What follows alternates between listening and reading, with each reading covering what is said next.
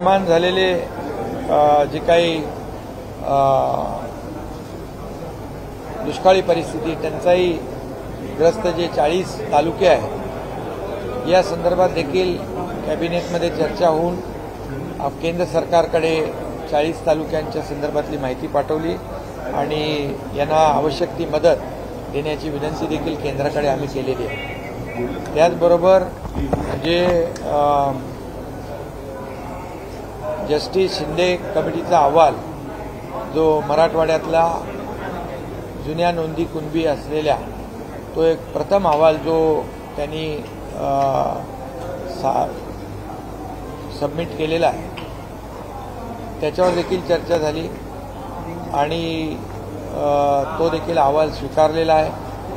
मला वाटतं त्या माध्यमातून देखील मराठवाड्यातल्या ज्यांच्याकडे कुणबी नोंदी आहेत अशा मराठा समाजाला मोठ्या प्रमाणावर त्याचा फायदा होईल। त्याचबरोबर सुप्रीम कोर्टातल्या क्युरेटिव्ह पिटिशन जी आहे ती देखील तात्काळ त्याची सुनावणी घ्यावी अशा प्रकारची विनंती देखील सुप्रीम कोर्टाला करण्याचा निर्णय झाला आणि त्यासाठी जो आयोग आहे त्या आयोगाला देखील मराठा समाज मागास कसा आहे या संदर्भातला पूर्ण डेटा एम्पिरिकल डेटा गोळा करण्याच्या सूचना दिलेल्या आहेत आणि त्याप्रमाणे कारवाई देखील सुरू झालेली आहे आणि त्यासाठी जस्टिस भोसले अध्यक्ष म्हणून जस्टिस गायकवाड आणि जस्टिस शिंदे यांची एक कमिटी गठीत केलेली आहे आणि ही कमिटी जी आहे मराठा समाजाला आरक्षण मिळालं पाहिजे, टिकणारं आरक्षण मिळालं पाहिजे, कायद्याच्या चौकटीत बसणारं आरक्षण मिळालं पाहिजे यासाठी हे तिन्ही निवृत्त न्यायाधीश न्यायमूर्ती यांची कमिटी सरकारला मार्गदर्शन करेल आणि त्याचबरोबर जो मागास वर्ग आयोग जो आहे त्याला देखील मदत करेल जेणेकरून ही जी काही एम्पिरिकल डेटा गोळा करण्याची प्रक्रिया आहे ही अतिशय प्रभावी आणि वेगवान करण्यासाठी याचा फायदा होईल। त्याच्यामध्ये त्यांनी जो अहवाल तयार केलेला आहे प्रथम अहवाल आहे तो 13,500 कुणबी नोंदी आढळलेल्या आहेत आणि त्या आज त्याला मान्यता कॅबिनेटमध्ये दिलेली आहे। याचा फायदा मराठा समाजाला नक्की होईल।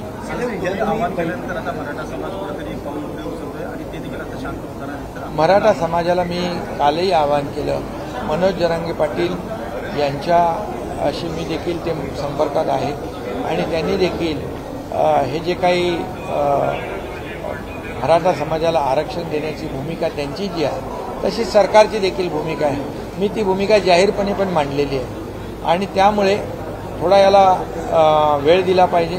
टोकाचं पाऊल उचलून आंदोलनाला गालबोट लागेल अशा प्रकारचं कुणाकडूनही होऊ नये अशा प्रकारची विनंती आवाहन देखील मी सकल मराठा समाजाला करतोय। कारण मराठा समाज हा शांतताप्रिय आणि शिस्तप्रिय आहे। कारण गेल्या वेळेस 58 मोर्चे लाखांचे 58 मोर्चे निघाले, लाखो लोक एकत्र जमा झाले पण कुठेही हिंसात्मक आंदोलन कुठेही झालं नव्हतं। अतिशय शिस्तबद्ध पद्धतीने ही आंदोलनं झाली आणि त्या काळामध्ये मराठा समाजाला देवेंद्रजी मुख्यमंत्री असताना मी कमिटीमध्ये होतो, आरक्षण देण्याचं काम केलं होतं आणि म्हणून मराठा समाजाला माझी नम्र विनंती आहे की आपल्या आंदोलनाला गालबोट लागेल, हिंसात्मक आंदोलन होईल अशा प्रकारचं करू नका। कारण शेवटी आपलं शिस्तबद्ध पद्धतीने आंदोलन करण्याची आपली जी काही परंपरा आहे त्याला कुठेही गालबोट लागेल अशा प्रकारचं काम कृत्य कुणाकडून होऊ नये अशा प्रकारची माझी भावना आहे आणि मनोज जरांगे पाटील यांनी देखील तशा प्रकारचं आवाहन मराठा समाजाला केलेलं आहे। यापुढेही त्यांनी करावं आणि त्यांनी स्वतःच्या तब्येतीची आरोग्याची देखील काळजी घ्यावी त्याची देखील चिंता सरकारला आहे। उद्धव ठाकरे यांनी आज पत्रकार परिषद घेतली। उद्धव ठाकरे यांनी आज पत्रकार परिषद घेतली। या पत्रकार परिषदेमध्ये त्यांनी मागणी केली की महाराष्ट्राचे जे केंद्रीय मंत्री आहेत त्यांनी राजीनामे दिले पाहिजे। महाराष्ट्राच्या मराठी बाणा ठेवण्यासाठी किंवा मराठा आरक्षणासंदर्भात ज्याप्रमाणे चिंतामणराव देशमुख यांनी मराठी बाणा दाखवला होता तसा आता बाणा महाराष्ट्रातल्या केंद्रीय मंत्र्यांनी देखील दाखवणं गरजेचं आहे। मराठी बाण्यावर बोलणारे खरं म्हणजे मराठा आरक्षणावर बोलण्याचा त्यांना नैतिक अधिकार नाही। कारण मराठा समाजाबद्दल किती त्यांना संवेदना आहे ही मराठा समाजालाही माहीत आहे आणि आम्हालाही माहीत आहे। ज्या काळामध्ये देवेंद्रजी मुख्यमंत्री होते त्या काळात मराठा समाजाला आरक्षण दिलं, हायकोर्टामध्ये ते चॅलेंज झालं, पण ते टिकवण्याचं काम त्या काळामध्ये देवेंद्रजी आणि आम्ही केलं आणि सुप्रीम कोर्टामध्ये ते प्रकरण गेल्यानंतर त्यावेळेस मुख्यमंत्री कोण होतं, उपसमितीचे अध्यक्ष कोण होते, यांनी हे आरक्षण टिकवलं नाही। खरं म्हणजे मराठा समाजाच्या आरक्षणाचे मारेकरी खऱ्या अर्थाने तुम्ही आहात आणि म्हणून तुम्हाला मराठा समाजाच्या आरक्षणावर बोलण्याचा नैतिक अधिकार नाही। तुम्ही मराठा समाजाच्या महिलांच्या मूक मोर्चाला मुका मोर्चा म्हणून हिणवणारे, महिलांचा माता भगिनींचा अपमान करणारे कोण होते हे देखील सकल मराठा समाजाला माहीत आहे आणि म्हणून जे मराठा समाजाचं आरक्षण घालवायला जबाबदार तुम्ही आहात आणि ते आम्ही आता मिळवण्याचा प्रयत्न करतोय। आम्ही त्यासाठी क्युरेटिव्ह पिटिशन दाखल केलेली आहे आणि त्यासाठी जस्टिस भोसले, गायकवाड, शिंदे कमिटी गठीत केली आहे। आयोगाला एम्पिरिकल डेटा गोळा करण्याचं काम युद्ध पातळीवर करण्याच्या सूचना दिलेल्या आहेत। त्यामुळे आम्ही प्रामाणिकपणे आमचं सरकार या मराठा समाजाला आरक्षण देण्यासाठी कटिबद्ध आहे आणि म्हणून या सर्व याला कारणीभूत जे आहेत मराठा समाजाचं आरक्षण गमवायला त्यांनी बिलकुल मराठा समाजाच्या आरक्षणाबद्दल बोलण्याचा नैतिक अधिकार त्यांना उरलेला नाही। राज ठाकरे म्हणतात की सरकारकडनं काही होईल। सीएम साहेब उद्धव ठाकरे असं म्हणतात की स्वतःचे कपडे आमची केस देखील त्यावेळेला दाखल केलेली होती। अरे म्हणून तर मी सांगितलं, तुम्ही तर त्याचे मारेकरी आहात मराठा समाजाच्या आरक्षणाचे। जेव्हा आरक्षण हायकोर्टमध्ये टिकलं तुम्ही त्याच्यावर किती लक्ष दिलं, किती तुम्ही त्यांना पुरावे दिले। मराठा समाज हा फॉरवर्ड आहे, मागास नाही हे जेव्हा न्यायालयाने म्हटलं त्यावेळेस मराठा समाज मागास कसा आहे याचे सर्व पुरावे तुम्ही द्यायला पाहिजे होते। तिथे तुम्ही कमी पडलात, अपयशी झालात, मुद्दाम केलं तुम्ही।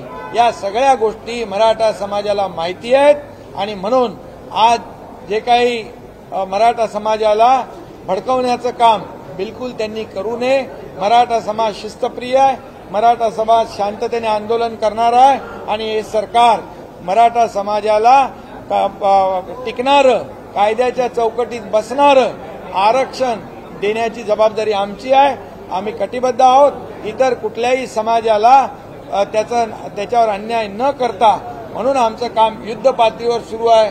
त्यामुळे त्यांच्या पायाखालची वाळू सरकली आहे, त्यांना पोटदुखी उठलेली आहे की आम्ही करू शकलो नाही, परंतु हे करण्याचा प्रयत्न करतात आणि म्हणून आम्ही प्रामाणिकपणे आमचं सरकार मराठा समाजाला आरक्षण देण्यास कटिबद्ध आहे।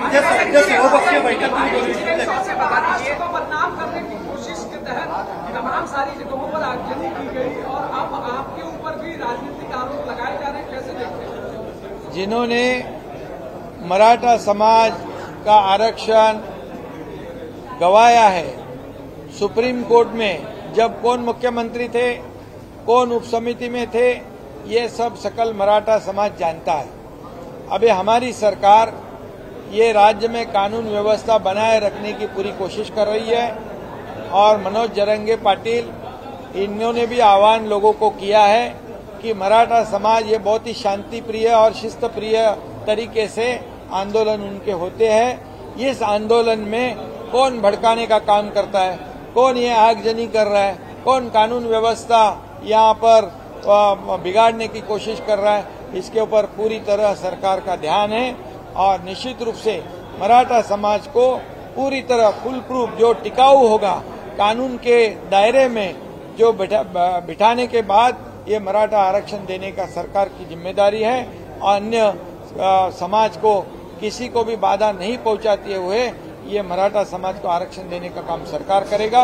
उसके ऊपर काम शुरू है, जस्टिस शिंदे के माध्यम से वो भी काम कर रहे हैं और क्यूरेटिव पिटीशन के माध्यम से दिल्ली सुप्रीम कोर्ट में भी हमारा काम शुरू है। इसलिए जस्टिस भोसले, जस्टिस गायकवाड़ और जस्टिस शिंदे इनकी एक कमेटी गठित की गई है और जो जो बैकवर्ड कमीशन है उसको भी ये डेटा कलेक्ट करने के आदेश दिए हुए ये वार फुटिंग पे हम लोग काम कर रहे हैं और मराठा समाज को आरक्षण देने की जिम्मेदारी हमारी है। सरकार सकारात्मक है, थोड़ा सा समय सब्र की आवश्यकता है और इसलिए मराठा समाज को भी मेरी विनती है, आह्वान है कि कानून व्यवस्था बनाए रखने के लिए आपका भी सहयोग आवश्यक है। इसमें जो कानून व्यवस्था बिगाड़ने के लिए जो कुछ लोग आ रहे उनके ऊपर भी ध्यान रखने का काम ये सकल मराठा समाज के कार्यकर्ताओं ने करना चाहिए। इतने ये मेरी सबसे विनती है।